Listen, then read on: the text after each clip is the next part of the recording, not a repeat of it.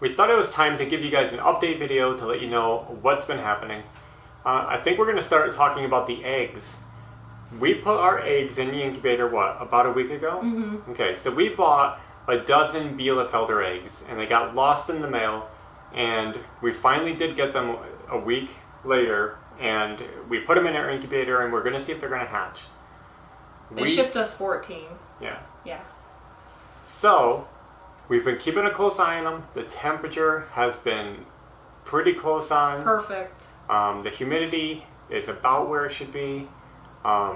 Everything is going well. We've been keeping an eye on them, and we didn't see much happening at first, but we candled them just today, and you can see life in them. I didn't check all of them. We took a few out at random. So that is so cool, and you can see the veins growing inside the shell. And them moving inside. It's so cool. I was surprised by the amount of movement in there. So that's awesome. Like, now we know there's at least a few that are alive. The ones we growing. Yeah, we pulled out a couple at random, and they both had life in them. That is a great sign. So if they continue growing, we're gonna have chicks. Yes. So that is awesome, and that's the update for the eggs. And we also thought we would show you what's going on in the field, all the stuff that's growing, and we took a little walk through the field and took a bunch of clips. The first thing that we wanted to show you guys was we found a mulberry tree. Yeah, it's a big one too. And that's pretty cool. Mulberries aren't our favorite, but they're pretty... It's free fruit. Yeah. I don't really care for them. They don't have that great of a flavor, but... They produce a lot of fruit. Yeah. And it's still cool to have. And it's good for the wildlife, so that's cool. So we do have more than one mulberry tree, but one big one at least. Mm-hmm. Yeah, there's some little ones growing here and there. And then we walked a little further and we checked on our apple tree, and we have this cool apple tree that we kind of stumbled upon while clearing the field, because you just can't see anything until you clear it out. Mm-hmm. And we saw it blossoming, so we cleared it out, but it's already infected. Heavily infected. With the cedar apple rust. You guys remember that we talked about that? We have a fungal disease that grows on the cedar trees, and it spreads to the apple trees, and they share it back and forth. And it just keeps going like that, and it only affects those trees back and forth. Well, our cedar trees were too late to be cut down, and they were spewing the fungus spores, and our apple trees are heavily affected, and it's already turning all the leaves spotted and yellow, and the leaves are falling off, and it's even killing some of the fruit. Yeah. I didn't think the fruit would be affected like that. Like, I thought the fruit would, like, grow kind of and then get affected. Yeah. But they're, like, already just black and shriveled up. So we're learning a valuable lesson about how quick you have to be to really kill any kind of fungus disease. Well, even if we killed all of ours, our neighbors have huge cedar trees, like 3 of them. Apples on this property might not be a possibility. Yeah. Realistically. It's not worth but waiting and risking it. But this is still a good chance for you guys to see exactly what this cedar trees, this apple cedar rust, cedar apple rust, what it does to the apple trees and how badly it can hurt them. Yeah. So if you guys have apple trees that always do bad every year, maybe it's the apple cedar rust problem. Yeah. So we've been clearing poison ivy. I've been getting poison ivy, which mine is almost healed now. I even have poison ivy, and I never get poison ivy. She is almost immune to it, but she has been so deep in it that it's even I was doing her. a lot of ripping out of poison ivy yesterday. Did you guys know that nobody is immune to poison ivy? It's kind of a myth that you can be immune to it. It's just that some people have like a temporary immunity. Some people can handle it. You can get it at any time. Some people don't get it their whole life, and then they're an adult and they just get a massive breakout with it. Or people like Ashley, she can touch it all the time, but when she gets too much oil on her, she does get the rash. Mm-hmm. But we were clearing out because we have poison ivy crazy in our field. It's insane. Literally, like, every square foot of land has it on it. So bad so that Ashley is even looking at goats online. I know. Trying to figure out how we can put some livestock on the field, but we don't have fencing, and that's really the biggest holdup. I was thinking maybe we could, like, tether them every day and stuff like that. So while we were walking, I actually noticed a massive poison ivy that we missed before. We tried to kill the mother plants because those are spreading the most seeds. They grow so many seeds on them, and it's just getting out of control. And I spotted one today. It was like giant. It was climbing up a tree, so it disguised itself because it branched out, and it looked like the branches of the tree, but it was actually all poison ivy. So we're gonna cut that like today. And the problem is that it's surrounded by poison ivy on the ground, so it's gonna be a pain to get in there. Well, we have to, or else those seeds will make even more. So because we have so much poison ivy, I've been mowing even in the nature area, which is we were just gonna let it kind of stay wild, and we still will do that at some point. But this poison ivy, We just have to control the poison ivy first. it is taking over everything. It's choking out the trees. It's choking out the plants in the ground. It's just making like a ground cover everywhere, like thick. And while doing that, we did preserve Ashley's flowers. If you guys remember, we talked about before that we had some plants that were springing up out of the ground that looked like Iris plants. some kind of iris. Yeah. We didn't know what they were, and we had some suggestions from you guys that they could be cattails. And we thought, okay, yeah, that's possible. It's very wet back there. But then we were thinking, well, there's no old cattails showing like anywhere. So then we're thinking, maybe it's not them. But they finally bloomed, and we figured out what they were. And they're a wild iris called a blue flag iris. They're pretty cool looking, but they don't last long. The blooms only last like one day. But they're still cool. So we do have flowers back there, and that's Yeah. pretty neat. And it's a flower that apparently does well in really wet. They can only grow well in wet areas. Yeah, we have a lot of wet land plants like willows and pussy willows and these flowers and just a lot of different. Yep. A lot of the trees we have seem to be thriving in wet conditions, and one of them, we believe, is Indiana's state tree, the tulip poplar, right? Yep. So this tulip poplar It is has cool shaped leaves. yeah, and it really stands out. So we saw it. We saw two, I think. Yeah. They grow well in wet soil. That's what we have. But it's the state tree, and supposedly they actually grow flowers on them that look like tulips. So we haven't seen that yet, and we are looking forward to that. Yeah. We also have a massive blackberry, I think they're blackberry, patch growing in the nature area. And that's going to produce a lot of berries. One of the things that Ashley wanted to do in the nature area is grow berries. Mm-hmm. And it's loaded. So she should Yeah. have plenty of berries this year. We're hoping it's a good... Oh yeah, tons of them are flowering. And there was bees and beetles and flies and everything all over the flower, so they're getting well pollinated. And there's actually other patches of blackberries throughout the field too. So we should have plenty of berries. I'm not sure what we're going to do with them. She just likes eating them fresh, but it would seem a waste to let that many berries go to waste. So I'm not sure We'll have to see. what we can do with them. We don't make jams and jellies. I know everybody says that. We just don't make them. We don't eat them. So a fun fact is that we don't buy sugar. We stopped buying sugar a while ago. And Yeah, we haven't bought any sugar since being here actually. Yeah. So we don't buy any sugar. We do have honey. We usually keep honey in the house, and we use it sometimes, not often. We just realized we don't need it for anything. Yeah. And that makes it hard to make anything with berries, because most recipes call for sugar, but we'll have to think about that. We also found some random apple trees growing in the field. And they also have the fungal Yeah, disease. like all of them have the disease. It's such a shame, because I would be pruning them and just growing some apples, whatever they are, and it's... The apples would probably be so much better off if those 3 trees on our neighbor's property weren't. We might have to here. convince our neighbors to cut their trees down somehow. I don't know. Or we can just give up on apples. Oh, the blue jays. You guys remember we found a nest of 4 blue jay eggs, and Ashley put a picture of them on her Instagram account, and those blue jays hatched, and they were the cutest little birds. And we gave you guys the egg update, the hatch update, and the one like a couple days later, maybe a week update. Yeah. We checked them out again, and they're getting big, and they look so cool. Yeah. So we wanted to share that with you too, and show you guys how cute they are. Yeah. Sitting in their nest. It's super hard to get into the nest because it's in our one of our last remaining cedar trees, and it's so prickly. And Yeah. you gotta like wedge the camera in there. And once they leave the nest, that tree is coming down. Yeah.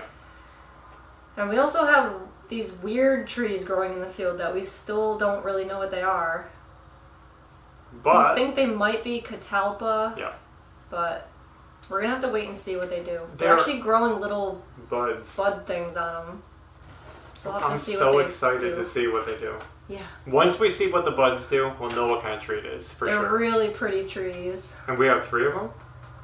At least 2, I don't know. No, I think there was another one we just found. Oh yeah, yeah, at least 3. Yeah.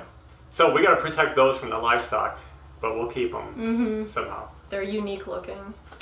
Oh, and on the way back through it, I checked out my grass seed. I laid some pasture forage grass seed the other day, and it was a little wasteful, but the seed is actually growing very well. Mm-hmm. It is springing up, and you can clearly see the grass. And we haven't watered it. We didn't cover it. We just dropped it and walked away. It's been pretty rainy lately, but We're lucky that it's been rainy. it's springing up and it's looking good. So Yeah. that might turn out more successful than we... At least on this small area it went on to. If we let the small areas grow, and they may seed and spread, and, you know, we might get something out of it. So while we've been clearing the field, we've been leaving select trees that we want to leave for shade and just because they look pretty in the field. We don't just want a big barren field. And most of the trees are maples and cottonwoods. And we're thinking about pruning the maples this fall, like cutting the tops off the trees to make them like dwarfed. Mm-hmm. So we don't have gigantic maples growing. These are the kind of maples that get big. So Yeah. I know it's not like typical to prune a maple tree, but if we're going to keep them, we just don't want them getting overwhelming, so we may try it. Yeah. So the field work is coming along fine. The mower that we've been using has been working perfectly. I haven't had any trouble with it. I have been just plowing through some thick, crazy brush with it. Like brush hogging with it. And it works, so that's good. Every once in a while I hit a tree that I can't knock over with the mower, and you know, but it's I pretty much anything that I can push through I cut. It's been awesome. So we have a small garden update, sort of update. Some of you guys know that we started a garden, but it wasn't really starting a garden, it was more like planning planning the garden. And we did throw some cardboard and Grass clippings on top. just to start killing some grass. And I actually started onion seeds a few months ago. Some of you might remember that. They stopped growing in the seed trays. And I didn't know what that was about. So I just ended up putting them in the garden bed. But they never grew any. So we looked it up online. And we looked up the burpee seed starting mix that we used. We bought a coconut organic seed growing mix by Burpee, and it got really bad reviews. Basically, everybody seems to be having this problem. Well, not everybody, but a lot of people. They keep saying they're starting their seeds, but then they stop growing after a certain amount, and then that's it. They die, and they don't understand why it's doing that. So basically, the onions died, but they died in the seed trays. They just we saw review after review after review with the same thing saying, I started hundreds of plants and they all stunted. They didn't grow. They had to throw them out. And by the time that Ashley planted them outside, they were already heavily stunted and they were already kind of wilting. And we didn't even bother watering them out there, so they just didn't make it, and that's fine because we weren't expecting a big... I also started some old seed packet that I had in the same seed starting mix, and they did the same thing. They just stunted and stopped growing. You tried a variety of stuff, didn't you? Yeah. Yeah, everything died in the seed trays. Yeah. And it was moist and everything? Just, I don't know, bad And they had soil. good sunlight in the room. So that's our second experience with bad soil. You really gotta pay attention to what you're buying and buy the good stuff. But we were thinking about how good it is that this happened, because now we know that we don't want to buy that brand seed starting mix next year. I guess you gotta really experiment and see what works best for you. But we're gonna keep pushing on with the garden and preparing it for next year, because that's really what we wanted to do anyway. Yeah, we have to tarp it. We're going to kill all the weeds in the whole area. And we were finally able to get to our mailbox to get the packages that were there. So we'll have a quick mail opening. We got 2 Yep. packages. We got a box and an envelope from you guys, so thank you so much. Yeah. And I think we're going to start with the envelope and see what we got in here. Okay, thank you. This is a wire rope kit and some eye bolts, eye screws. Now, forgive me if I'm wrong, but I'm guessing that these were because we made a video about our chicken coop pop doors. And we showed how we made them. And I talked about wanting to put Right. a string or something to open the doors. And we did already do that. And if that was for this, then thank you still, because we could probably find another good use for them. So it's fine. We ended up using some parachute cord, and it works pretty good. It has a little stretch to it, but it's okay. Yeah. Maybe we'll redo it. Maybe we'll redo it with this. Yeah. And if this is for something else, then that could be interesting too. But I'm not really sure. But still, we do appreciate it. And hardware like this is always handy. And we'll put it aside and we'll put it to use. Sometimes we get to projects, like we'll post a video, but you get like in the meantime we're still working on stuff. So those things happen. This is something from our wish list on Amazon, and our wish list is usually pretty empty lately because we just don't add a lot to it. We try to be careful with what we're adding. It has to be stuff that we really want. So if you're looking for the wish list, it won't show up if it's empty. Yeah. And it just has been. This is something Ashley wants to try out. Yeah. So you can talk about that. So if you guys didn't know, we have really hard water here, and we have an old water softener that The water softener doesn't work right now. Yeah. We have it hooked up, we have it plugged in, it has salt in it. It runs sometimes, sporadically, but it never changes the water. I'm not sure why, because At first when we moved in and we got it working, you could tell the water was really soft and slippery, but like... It worked the first time, maybe first 2 times. Yeah. And then But it just hasn't stopped. Yeah. And it will run, and we can even do the manual regeneration, and it runs and you can hear it making noises in the water. But it doesn't make a difference in the water after that. Right. And I don't know how to set it. I tried looking up online, and we both read it, and we both are like... Yeah, like I don't know. It's and weird. You have to know the hardness of your water, and we haven't done that yet. So, the point is, it doesn't work. So basically, I've been feeling like my hair has been getting really like straw-like and damaged. And I think it's from the hard water here. So I saw this shampoo and conditioner online that people really liked. It's for hard water. Yep. It's supposed to strip it. I don't think it's a daily shampoo, but we don't wash our hair daily anyway. But, Yeah. It's supposed to strip all the stuff off your hair, the minerals and build up. And people really liked it. And they thought it was great, so... So hopefully that helps. This is going to be so handy. This is a hard drive that we wanted, and one of you guys actually contacted us and let us know that you guys had a hard drive that we could have.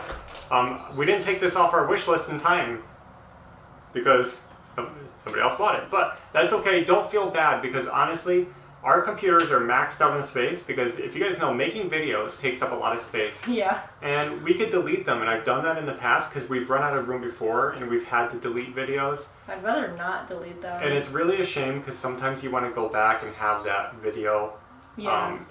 and have it maybe in more than one place than YouTube. Or keep the original files, because there's a lot of film that doesn't make it to YouTube. We could record for hours and post a 15-minute video. Yeah. So it's kind of a shame to lose everything that happened in the process and the talking. I don't know, we just like to save it. So we've been struggling to make videos because our computers are out of room. So this is going to help, because I'm going to load all of our videos onto this and have space again. Yeah. Awesome gifts, thank you so much. I'm sorry if these were for the coop, because we just got, I guess we did it too soon, but there's always another use. Yeah. So we'll make use of it. We appreciate everything you guys do, your thoughts, your ideas, advice, all that stuff. And for following us. We recently made it to 10,000. 10,000 subscribers. Wow. And that's a really pretty cool milestone, so thank you for that. Everybody who subscribed, we really appreciate it. And if you think about it, it's 1/10 of 100,000. Yeah, we just have to do it 10 more times, right? Or 9 more times. 9 more times. Yeah, so we'll get there. I guess that's all we have for today. We'll probably have to get back outside and do some work later on today. Yeah, we'll probably do some more mowing and getting rid of that poison ivy. So, until next time, take care. Bye.